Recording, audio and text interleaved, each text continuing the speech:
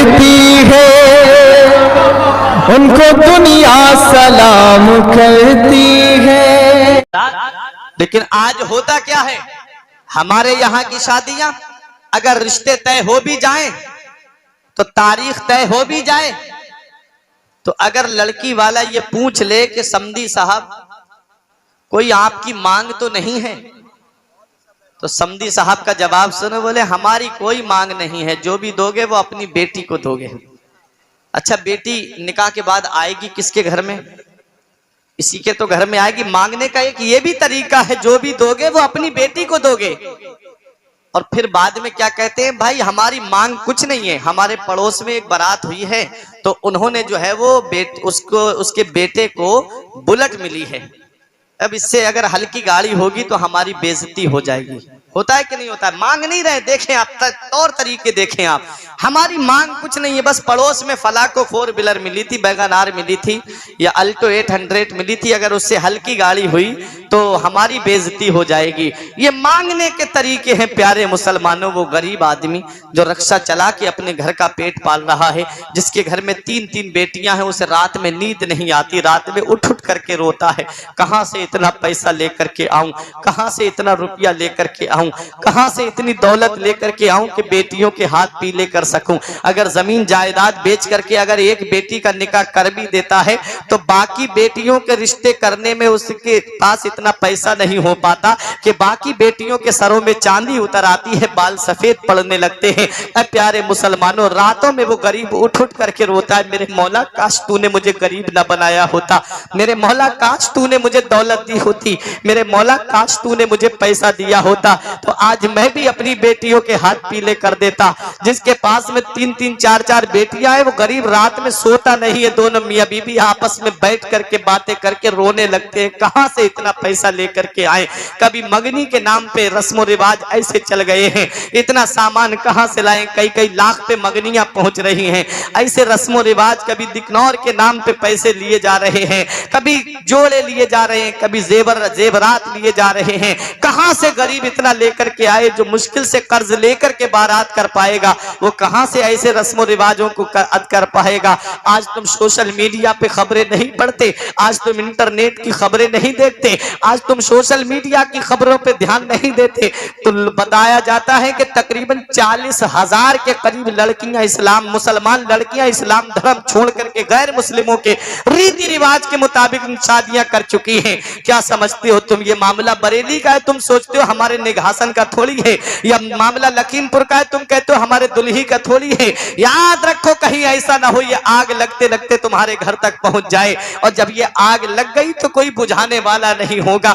इसलिए इसका सद्दे बाप बहुत जरूरी है। आज जहेज की लानत ने न जाने कितनी बेटियों को खुदकुशी करने पे मजबूर कर दिया। अभी तुमने चंद दिन पहले वो खबर नहीं देखी कि एक आयशा नाम की लड़की ने समंदर में कूद करके जान दी थी, और कहा था उसके वालिद ने वास्ते दिए थे, कोई गौस पाक का वास्ता दे रही थी, कोई नबी का वास्ता दे रहा था, लेकिन याद रखो उस बेटी ने यही कहा था, बस अम्मी अब मुझसे ज्यादा सहा नहीं जाता, मुझसे अब ज्यादा बर्दाश्त नहीं होता, वो जहेज के नाम पे मुझे टॉर्चर करते रहते हैं, मैं कब से तुम्हारे पास रह रही थी, मैं तुम्हारे लिए बोझ बनकर नहीं आई हूं। इसलिए उस बच्ची ने हंसते हंसते समंदर में कूद करके जान दी थी। प्यारे मुसलमानों, ये जहेज की लानत ने आज मुसलमानों को तबाही के उस दहाने पे पहुंचा दिया है, तबाही की उस दहलीज पे पहुंचा दिया है कि आज वापस आना बहुत मुश्किल नजर आ रहा है। याद रखो अगर ये दरवाजा बंद नहीं किया गया जहेज की लानत का, तो वो दिन दूर नहीं है कि न संभलोगे तो मिट जाओगे। सुन्नी मुसलमानों, तुम्हारी दास्तां तक भी ना होगी दास्तानों में। इसलिए आज भी वक्त है, नबी ने जो फरमाया है, मदीने वाले मुस्तफा का फरमाने आलीशान है। नबी इरशाद फरमाते हैं, निकाह को आसान करो, जो निकाह को आसान करेगा मैं कयामत के दिन उसकी शफाअत करूंगा। नबी फरमाते निकाह इतना आसान करो, इतना आसान करो कि जिना दुश्वार हो जाए। आज जिना आसान हो गया, निकाह दुश्वार हो गया। आज इसका उल्टा हो गया, आज जिना आसान हो गया, निकाह दुश्वार हो गया। ये बीमारी हमारे मुआशरे में आई कहां से? हमारे इस्लाम में तो सादा निकाह था, हमारे इस्लाम में तो सिर्फ सादा निकाह। आज ऐसी ऐसी रस्मों रिवाज कि मना होता है तो डांस पार्टी आकर के नाचती है, डांस पार्टियां ला करके नचाई जाती है, नाम रखा जाता है शादी मुबारक। कभी आप मुबारक के माना पे तो गौर कीजिएगा, ये उलमाए किराम बताएंगे बारका युबारिको से बना है मुबारक, जिसके मानाते हैं बरकत वाली शादी। अब बताओ, बरकत वाली शादी और उसके अंदर नाच डांस पार्टी नाच रही है, उसके अंदर ढोल धमाके बज रहे हैं, कई कई हफ्ते पहले से औरतें गीत गाना शुरू कर देती हैं ढोलों पर।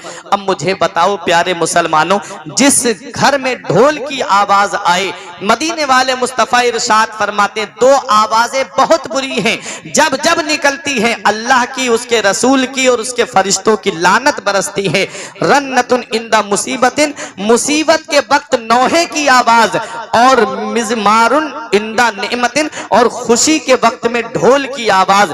खुशी के वक्त में ढोल की आवाज निकलती है, जब जब आवाज निकलती है अल्लाह की, उसके रसूल की, उसके फरिश्तों की लानत बरसती है। और रोने और गम के वक्त में मातम की, रोने की आवाजें, जो नौहा करके बैन करके रोया जाता है, वो आवाजें निकलती है तो अल्लाह और उसके रसूल और उसके फरिश्तों की लानत बरसती है। ऐ प्यारे मुसलमानों, मैं आपसे पूछना चाहता हूं, बेटा अल्लाह ने दिया था, अल्लाह की अजीम नेमत थी, क्या अच्छा होता कि उस बेटे के लिए जो निकाह करने जा रहे थे, निकाह करने जा रहे थे, वो निकाह जिसके लिए नबी फरमाते हैं अन निकाह मिन सुन्नती, निकाह मेरी सुन्नत है, निकाह मेरी सुन्नत है। नबी ने फरमाया निकाह मेरी सुन्नत है। ये ढोल बजाना किसकी सुन्नत है? मुझे बताओ, ये डांस पार्टियां ला करके नचवाना ये किसकी सुन्नत है? मुझे बताओ, ये जूते चुराना ये किसकी सुन्नत है? मुझे बताओ, सलामी के नाम पर बहनें और बेटियां आकर के बेपर्दा खड़ी होती हैं और उनके साथ में हंसी मजाक का ये दौर चलता है, ये किसकी सुन्नत है?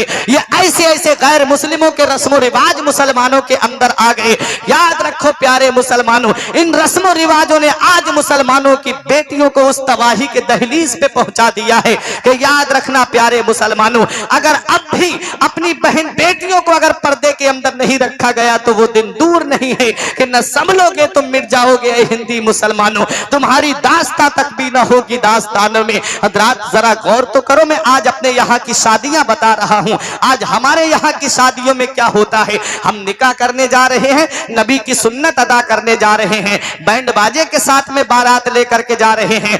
जिस शादी के अंदर डांस पार्टी नाची जाए, जिस शादी के अंदर ढोल बजाए जाएं, जिस शादी के अंदर बैंड बाजे के साथ में बारात लेकर के जाई जाए, मुझे बताओ क्या उस शादी में अल्लाह की रहमतें नाजिल होंगी? मुझे बताओ क्या उस शादी में अल्लाह की बरकतें नाजिल होंगी? उस शादी में रहमतें नाजिल नहीं होंगी, उस शादी में बरकतें नाजिल नहीं होंगी, बल्कि उस शादी में अल्लाह की भी लानत होगी, उसके रसूल की भी लानत होगी, उसके फरिश्तों की भी लानत। जी हक हक। इसलिए निकाह करो तो सुन्नत के मुताबिक करो, शादियां करो तो नबी की सुन्नत के मुताबिक करो, नबी की हदीस के मुताबिक करो। नबी फरमाते निकाह को जो आसान करेगा मैं कयामत के दिन उसकी शफाअत करूंगा। सुभान अल्लाह, तो माशाअल्लाह। निकाह आसान करो ताकि जिना दुश्वार हो जाए। आज जिना आसान हो गया, निकाह दुश्वार हो गया। ऐ प्यारे मुसलमानों, एक हमारे यहाँ की शादियां हैं और एक शादी मक्के में होने जा रही है। बहुत गौर से सुनिएगा प्यारे मुसलमानों, हमारे यहाँ की शादियां क्या हैं? 400-400, 500-500 की बारात लेकर के लड़की वाले के घर पे चढ़ाई की जाती है। ऐ प्यारे मुसलमानों, 500-500 की बारात वो गरीब अपनी इज्जत बचाने के लिए, अपनी आबरू बचाने के लिए, अपनी लाज बचाने के लिए कहां कहां से कर्ज लेकर के आता है और ला करके बारातियों के खाने का इंतजाम करता है। और वही बाराती जब खाना खा के एक तरफ खड़े होते हैं तो आपस में बैठ के खाने में ऐब निकालना शुरू कर देते हैं। कोई कहता है भाई कोरमा अच्छा नहीं बना, कोई कहता है नान बहुत मोटी कर दी, कोई कहता है जर्दे में मेवा कम डाल दी, कोई कहता है भाई खाना अच्छा नहीं लग रहा था, खाना अच्छा नहीं है। ऐ प्यारे मुसलमानों, मदीने वाले मुस्तफा ने इरशाद फरमाया है, नबी इरशाद फरमाते हैं खाने में ऐब मत निकालो, अच्छा लगे तो खा लो, अच्छा ना लगे तो मत खाओ। खाने में ऐब मत निकालो। होता क्या है, खाने में ऐब निकाला जाता है, खाने के अंदर ऐब निकाल करके उस गरीब की इज्जत को दागदार किया जा रहा है, उस गरीब की इज्जत को तार तार किया जा रहा है।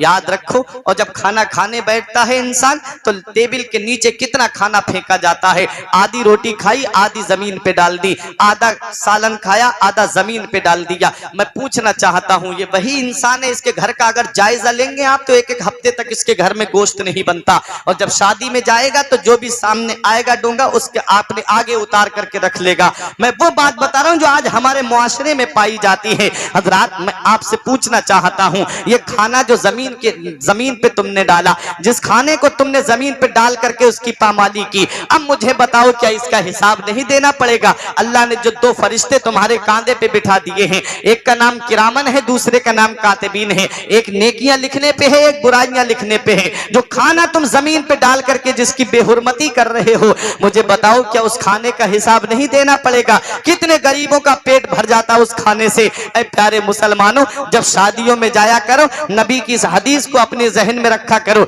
नबी ने फरमाया है, भूख लगे तो खाओ और भूखे ही उठ जाओ। भूख लगे तो खाओ और भूखे ही उठ जाओ। मतलब खाना खाने के बाद इतनी ख्वाहिश रहना चाहिए कि अगर कहीं किसी ने जबरदस्ती आपसे कर ली कि भाई आपको मेरे साथ खाना पड़ेगा, तो खाना खा लो, आपको परेशानी ना हो। ये नबी ने फरमाया। इस हदीस पे देखे अमल सहाबाए किराम ने किया तो कितना फायदा हुआ। एक आ गए हकीम साहब मदीने शरीफ में इलाज करने के लिए, कोई बीमार पड़ेगा तो इलाज करूंगा। कई महीने तक अपने क्लिनिक पे बैठे रहे, कोई भी मरीज नहीं आया उनके पास। हैरत में पड़ गए, बोले कोई बीमार क्यों नहीं पड़ रहा है मदीने शरीफ में? तब लोगों ने कहा कि ये नबी की हदीस पे अमल करते हैं। कहा कौन सी हदीस पे? कहा नबी ने फरमाया है, भूख लगे तो खाओ और भूखे ही उठ जाओ।